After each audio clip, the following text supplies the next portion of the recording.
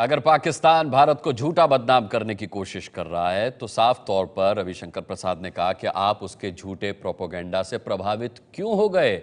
आपके लिए बहुत कुछ है अपनी राजनीति में करने के लिए। अभी पंजाब में चुनाव है, फिर आप गोवा में चुनाव लड़ने वाले हैं, तो आप उसमें बिजी रहिए। राजनीति अपनी जगह, अगर आप राजनीति कर रहे हैं तो राजनीतिक स्तर पर कीजिए, देश के अंदर कीजिए।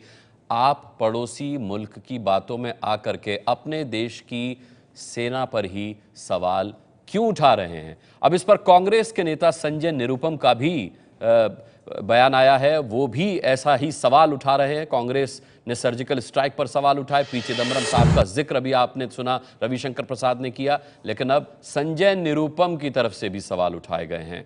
उन्होंने कहा है कि हर भारतीय पाकिस्तान पर सर्जिकल स्ट्राइक चाहता है, लेकिन बीजेपी की तरह राजनीतिक फायदे के लिए फर्जी सर्जिकल स्ट्राइक नहीं चाहता। अब देखिए, संजय निरुपम भी कूद गए इस प्रोपेगेंडा वॉर में। ये प्रोपेगेंडा वॉर जो अरविंद केजरीवाल ने शुरू की, फिर पी चिदंबरम उसमें जुड़े, फिर संजय निरुपम का भी बयान आ गया। वो भी अब इस सर्जिकल स्ट्राइक को फर्जी बता रहे हैं। जरा उनका ट्वीट देखिए। वो कह रहे हैं कि देश चाहता है सर्जिकल स्ट्राइक पाकिस्तान पर, लेकिन राजनीतिक फायदे के लिए फर्जी सर्जिकल स्ट्राइक नहीं चाहता। साफ तौर पर उन्होंने इस सर्जिकल स्ट्राइक को फर्जी बता दिया।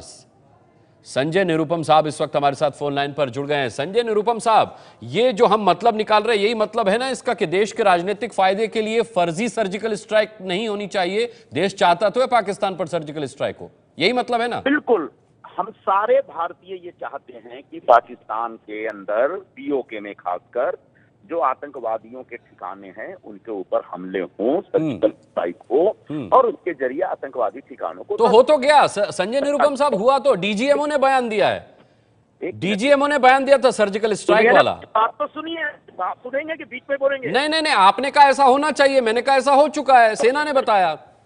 बिल्कुल होना चाहिए। हमारे जमाने में भी इस प्रकार के बहुत सारे सर्जिकल स्ट्राइक होते थे और कोशिश होती थी कि सैनिक ठिकानों को नष्ट किया जाए। इस बार डीजीएमओ को प्रेस कॉन्फ्रेंस लेके बोलने के लिए कौन से नेता ने बोला, कौन से मंत्री ने बोला? मुझे तो लगता है सबसे पहले इसकी छानबीन होनी चाहिए। ऐसी क्या मजबूरी थी कि डीजीएमओ को बोला गया कि आप प्रेस कॉन्फ्रेंस लेके हाईलाइट करिए? फर्जी क्यों कह रहे हैं? आप मान भी रहे हैं कि डीजीएमओ ने सामने आकर के सर्जिकल स्ट्राइक का ऐलान किया, फिर आप अपने ट्वीट में से फर्जी भी बता रहे हैं। आप क्या देश की सेना पर सवाल उठा रहे हैं?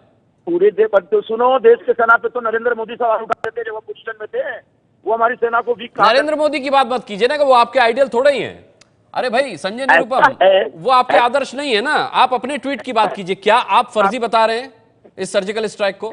आप मेरे से सवाल पूछना चाहते हैं कि झगड़ा करना चाहते हैं? नहीं नहीं नहीं, मैं सिंपल सीधा सा सवाल जो आप सुन पा रहे हैं। आप भी तो पूछिए ना। हाँ, तो क्या आप सेना के इस एक्शन को, इस सर्जिकल स्ट्राइक को फर्जी मानते हैं? सबसे पहली बात, भारतीय सेना पूरी दुनिया की एक ताकतवर सेना और इस बात का मुझे गर्व है। लेकिन भारतीय सेना के एक्शन के नाम पे बीजेपी जिस प्रकार से पॉलिटिकल तमाशा कर रही है, उस पे हमको ऐतराज है और ऐतराज रहेगा। और मुझे नहीं, चलिए, ये आपका आकलन हो सकता है। मैं उम्मीद करता हूं कि आप देश की सेना पर ऐसा ट्वीट करके सवाल नहीं उठा रहे होंगे। संजय निरुपम बहुत वरिष्ठ और समझदार नेता हैं आप। बहुत बहुत शुक्रिया एबीपी न्यूज से बात करने के लिए।